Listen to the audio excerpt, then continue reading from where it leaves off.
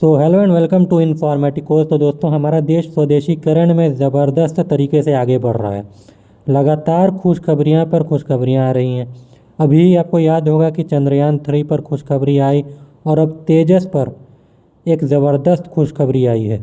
Actually में तेजस पर दो बड़ी खुशखबरियाँ हैं, दोनों मैं आपको बताऊंगा। और साथ में तेजस की ताकत में क्या क्या इजाफा कर दिया गया है, जो कि Mark 1A एडिशन के साथ आने वाला है, वो भी मैं अभी आपको बताऊंगा। लेकिन उससे पहले रिक्वेस्ट है कि इस चैनल को सब्सक्राइब और इस वीडियो को लाइक ज़रूर कर दीजिएगा, क्योंकि इसमें तो सिर्फ आपको 1 सेकंड लगेंगे, लेकिन आप सोचिए मेरा मोटिवेशन कितना हाई हो जाएगा। तो दोस्तों, दोनों खबरें एक ही बार में बता देता हूँ, लेकिन वीडियो पूरा ज़रूर देखिएगा, क्योंकि इसी वीडियो में मैं तेजस Mark 1A की ताकत में क्या इजाफा किया गया है उसके बारे में भी आपको बताऊंगा। तो दोस्तों, पहली खबर ये है कि अस्त्र मिसाइल को तेजस में इंटीग्रेट कर दिया गया है। जी हाँ, ये जो न्यूज़ है ये कल ही आई थी, लेकिन कल ही मैंने सोच लिया था कि ये न्यूज़ आपको कल मैं बताऊंगा पूरे के पूरे तेजस Mark 1A के एनालिसिस के साथ। अब दूसरी जो बड़ी न्यूज़ आई है वो इससे भी बड़ी न्यूज़ है, और वो ये है कि तेजस के परफॉर्मेंस से खुश होकर भारतीय वायुसेना ने 100 और तेजस Mark 1A का ऑर्डर दे दिया है। अब इस ऑर्डर के बाद तेजस Mark 1A की कुल मिलाकर के जो संख्या भारतीय वायुसेना ऑपरेट करेगी वो 180 से भी ज़्यादा हो जाएगी, और अगर तेजस Mark 1 को भी जोड़ लें तो ये संख्या 220 से भी अधिक हो जाएगी। इसके साथ ही मुझे ऐसा भी लगता है कि तेजस Mark 1 जो पहले से भारतीय वायुसेना के साथ ऑपरेशनल है, उन्हें भी तेजस Mark 1A के स्टैंडर्ड पे अपग्रेड कर दिया जाएगा इन द नियर फ्यूचर। तो दोस्तों, स्वदेशी अस्त्र मिसाइल के लगने के बाद अस्त्र मिसाइल के बारे में इतना बता देता हूँ कि ये मिसाइल अमेरिकी AIM-120C वेरिएंट वाली मिसाइल से भी ज़्यादा एडवांस्ड है। ये AIM-120C वेरिएंट पाकिस्तान के पास भी उपलब्ध है। हालांकि कागज़ पर तो दोनों मिसाइल की रेंज बराबर दिखेगी आपको, लेकिन अस्त्र मिसाइल ज़्यादा खतरनाक इसलिए है क्योंकि ये AIM-120C मिसाइल से ज़्यादा बेहतर मैनूवर कर सकती है और बेहतर जैमिंग रेसिस्टेंस के साथ आती है, और AIM-120C से बिल्कुल 1/3 दाम में आ जाती है। तो दोस्तों, अब थोड़ी सी बात तेजस Mark 1A की कैपेबिलिटी के बारे में भी बात कर लेते हैं कि क्या क्या इसमें अपडेट्स ऐड किए गए हैं। तो दोस्तों, आप सभी को पता है कि इनिशियल ऑपरेशनल क्लियरेंस यानी IOC के साथ 2015 में तेजस Mark 1 को वायुसेना में शामिल किया गया था। तब इसे एक्सपर्ट्स 3rd जनरेशन फाइटर कह करके बुला रहे थे, और मुझे अच्छी तरह से याद है कि उस समय के वायुसेनाध्यक्ष ने खुद यही बात कही थी। लेकिन सिर्फ 8 सालों में सरकार के अथक प्रयासों के बाद और आत्मनिर्भर भारत मुहिम के तहत तेजस पर ज़बरदस्त काम किया गया है, और अब तेजस Mark 1A को एक 4.5 जनरेशन का लड़ाकू विमान बना दिया गया है।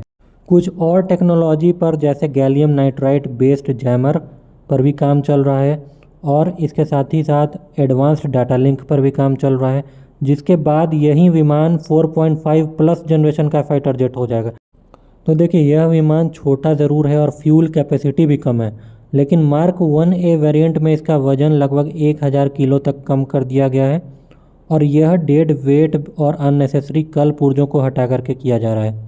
इसके साथ ही साथ आप सभी को पता है कि नए जनरेशन वाले जितने भी इलेक्ट्रॉनिक्स है वो छोटे तो होते जा रहे हैं, लेकिन और ज़्यादा इफेक्टिव भी होते जा रहे हैं। तो इस कारण से वजन विमान का घटना स्वाभाविक सी बात है। तो हल्के वजन की वजह से यह विमान 2 500 किलो के बम और 2 फ्यूल टैंक के साथ और 3 मिसाइलों और 1 इलेक्ट्रॉनिक वॉरफेयर पॉड के साथ लगभग 500 से 600 किलोमीटर की कॉम्बैट रेडियस दे देगा, यानी कि ये 500 किलोमीटर तक जा करके हमला करके वापस आराम से लौट आ सकता है। लेकिन एक मिनट, अगर आप सोच रहे हैं कि ये पेलोड कम है तो आपको बता दूं कि एक राफेल की कीमत में लगभग 2 तेजस आ जाता है। तो ये एक फेयर कंपैरिजन नहीं होता। आपको अगर कंपेयर करना है तो प्राइस वाइज आपको 2 तेजस से एक राफेल को कंपेयर करना चाहिए। और अगर हम लोग तेजस को एक बड़ी संख्या में बनाएं, यानी कि इकोनॉमी ऑफ स्केल्स का इस्तेमाल करके अगर बड़ी संख्या में बनाते हैं तो इसका कॉस्ट और भी ज़्यादा कम आ जाएगा, और अगर इसका एक्सपोर्ट पोटेंशियल को भी हम लोग किसी प्रकार से टैप करने में सक्षम हो जाते हैं तो इसका कॉस्ट और अधिक आ जाएगा। इसका एग्जांपल आप समझ सकते हैं कि F-35 का इतना ज़्यादा प्रोडक्शन ऑर्डर है कि उसकी कीमत राफेल से भी कम हो गई है, जबकि वो एक 5वीं पीढ़ी का लड़ाकू विमान है और कायदे से 5वीं पीढ़ी को ज़्यादा महंगा होना चाहिए। तो अगर इकोनॉमी ऑफ स्केल्स का इस्तेमाल करके हम लोग तेजस को मैक्सिमम नंबर में प्रोड्यूस करते हैं तो एक राफेल की कीमत में लगभग 3 तेजस तक आ जाएंगे। इतने में आप समझिए कि एक राफेल पे लगभग 7 टन का पेलोड आ जाता है, और उसको अगर हम लोग 3 तेजस से कंपेयर करेंगे तो लगभग 15 टन का पेलोड आ जाएगा। तो आप समझ सकते हैं कितनी ज़्यादा फायर पावर बढ़ जाएगी। और इतना ही नहीं, दुश्मन देशों को जहां एक फाइटर जेट को मार गिराने में 1 मिसाइल लगती थी, वहां अब 3 मिसाइल लगानी पड़ेगी। यानी कि दुश्मन देशों की इकोनॉमी पर भी अच्छा खासा प्रहार हो जाएगा। अब पाकिस्तान जैसी इकोनॉमी हो तब तो उनका बेड़ा पहले से गर्क है। इसके साथ ही तेजस को उड़ाने का जो खर्च है वो राफेल से आधे से भी कम है, क्योंकि हल्का होने की वजह से इसमें फ्यूल भी कम लगता है और स्पेयर पार्ट भी सस्ते पड़ते हैं। तो आपको बता दूं कि भारतीय वायुसेना ने ये सब देखा है और उसको देखने के बाद ही ऐसा निर्णय लिया है और लगभग 100 और तेजस मार्क 1A के साथ जाने का निर्णय लिया है। इसके साथ ही साथ तेजस मार्क 1A में उत्तम AESA रडार लगा दिया गया है और इसमें उत्तम AESA रडार का एडवांस्ड वाला वर्जन लगेगा, जिसमें ज़्यादा TR मॉड्यूल पैक किए गए हैं। इसका मतलब ये होगा कि अब तेजस 200 किलोमीटर की दूरी से ही अपने दुश्मन के जहाज़ को पकड़ लेगा। आपको बता दूं कि AESA रडार का क्या फ़ायदा है। तो देखिए, AESA रडार जो होता है वो हर सेकंड में हज़ारों बार अपनी फ्रीक्वेंसी बदल लेता है, इसलिए इसको जैम करना लगभग असंभव हो जाता है। इसके अलावा इसका जो एमिशंस होता है वो इतनी तेज़ी से बदलता है कि एनिमी को ये नॉइज़ जैसा प्रतीत होता है, मतलब इलेक्ट्रॉनिक नॉइज़, और वो एक लोकेट नहीं कर पाता है कि ये किसी फाइटर जेट के द्वारा इमिट किया जा रहा है और कहाँ से इमिट किया जा रहा है। तो किसी भी प्रकार के पैसिव डिटेक्शन की भी गुंजाइश ख़त्म हो जाती है। तो इसका मतलब ये है कि इस रेडार को अगर जैम करना है तो पूरे के पूरे स्पेक्ट्रम को जैम करना पड़ेगा, और इसका मतलब ये होगा कि दुश्मन अपना रेडार खुद भी जैम कर बैठेगा, और इसका मतलब यही होगा कि आ बैल मुझे मार, अगर दुश्मन ने अपना रेडार भी जैम कर दिया तो दोस्तों, पहले क्या होता था कि हमें अपनी ही टेक्नोलॉजी पर भरोसा ही नहीं होता था कि पता नहीं युद्ध के समय ये सब काम भी करेंगे या नहीं। लेकिन आप ही सोचिए कि जिस देश ने चंद्रयान 3 जैसा कॉम्प्लिकेटेड मिशंस, जिसमें हज़ारों कलपुर्जे लगते हैं, छोटे छोटे मूविंग पार्ट्स लगते हैं, कौन कहाँ कब फेल हो जाए कुछ नहीं पता होता है, इतनी सफाई से इस मिशन को परफॉर्म कर दिया गया, तो फिर आप कैसे सोच सकते हैं कि भारत की अन्य टेक्नोलॉजी भी उस लेवल की नहीं होगी। अच्छा, आपको एक और चीज़ बता दूं कि तेजस मार्क 1A में अमेरिकी JDAM बम को भी इंटीग्रेट कर दिया गया है। अमेरिकी हथियारों को इसमें लगाने का सिर्फ एक मकसद है कि इसका एक्सपोर्ट पोटेंशियल बढ़ जाएगा।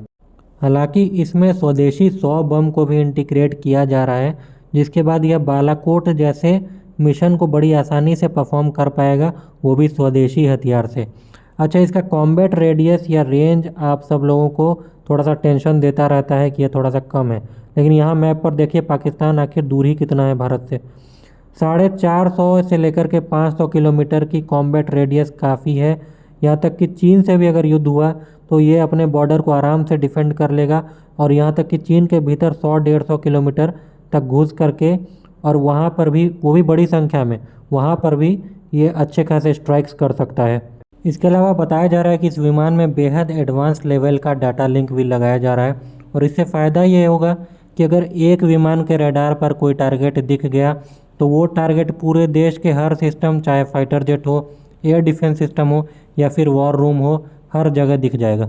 इसका मतलब ये है कि अगर तेजस पे मिसाइल ख़त्म भी हो गई है तो कोई दूसरा फाइटर जेट इसके द्वारा देखे गए टारगेट को अपना निशाना बना सकता है, या फिर ज़मीन पर कोई भी बैठा हुआ एयर डिफेंस सिस्टम उस टारगेट को आराम से एंगेज कर सकता है। हालांकि ये हर सिस्टम, जैसे कि ज़मीन पर सारे एयर डिफेंस सिस्टम को एक ही डाटा लिंक से जोड़ने का प्रोसेस थोड़ा सा लंबा है, लेकिन इस पर काम चल रहा है। यहाँ तक कि DRDO की जो मैन पैड है, यानी कि man portable air defence system, जिसका नाम VSHORAD था, very short range air defence system, उसको भी नेटवर्क सेंट्रिक बनाया जा रहा है। मतलब ये कि दुश्मन का डाटा नीचे पैदल सैनिकों के पास भी चला जाएगा। अब देखिए, कुछ एक्सपर्ट्स एक चीज़ बता रहे हैं कि इस विमान में मिसाइल अप्रोच वार्निंग नहीं लगा हुआ है, और ये बात सच भी है। जो एक छोटा विमान होने का नुकसान ज़रूर है, लेकिन मिसाइल अप्रोच वार्निंग की आवश्यकता ज़मीन से चिपक कर उड़ रहे हेलीकॉप्टर्स को ज़्यादा होती है, क्योंकि स्टिंगर जैसे man portable air defence missile radar के माध्यम से नहीं बल्कि हीट सिग्नेचर के माध्यम से अपने टारगेट का शिकार करती हैं। ऐसे में रेडार वार्निंग रिसीवर में वार्निंग नहीं मिल पाती है, तो इसके लिए आते हैं मिसाइल अप्रोच वार्निंग सिस्टम। इसके अलावा मिसाइल अप्रोच वार्निंग की आवश्यकता आजकल with in visual range combat में ज़्यादा होती है, क्योंकि वहाँ भी इंफ्रारेड होमिंग मिसाइल का इस्तेमाल होता है। लेकिन सच तो ये है कि ये मिसाइलें इतनी ज़्यादा एडवांस हो गई हैं कि मिसाइल अप्रोच वार्निंग का कोई भी इस्तेमाल होगा ही नहीं, क्योंकि अगर ये मिसाइल फायर हो गई तो ये अपने टारगेट को मार गिराती हैं, ये 100% आजकल पक्का हो गया है। तो जितने भी विमान हैं आजकल यही कोशिश में रहते हैं कि बियॉन्ड विजुअल रेंज में ही सब कुछ संभाल लें, और बियॉन्ड विजुअल रेंज में अगर कोई मिसाइल अप्रोच कर रही है तो उसका जो वार्निंग है वो रेडार वार्निंग रिसीवर से मिलती है, जो कि इस विमान में लगा हुआ है और काफ़ी शानदार ये सिस्टम है। ये एक डिजिटल रेडार वार्निंग रिसीवर है जो कि पुराने ज़माने के एनालॉग से काफ़ी अलग है, जो सुखोई 30 MKI जैसे विमानों में लगा हुआ है। आपका क्या कहना है तेजस फाइटर जेट पर? काइंडली कमेंट में मुझे बताइएगा। क्या आपको लगता है कि ये एक कैपेबल फाइटर जेट है और इसकी कितनी बड़ी संख्या में भारतीय वायुसेना को लेना चाहिए? कमेंट में ज़रूर बताइए। इस चैनल को सब्सक्राइब करना बिल्कुल भी मत भूलिएगा। मिलते हैं अगले वीडियो में, तब तक के लिए जय हिंद।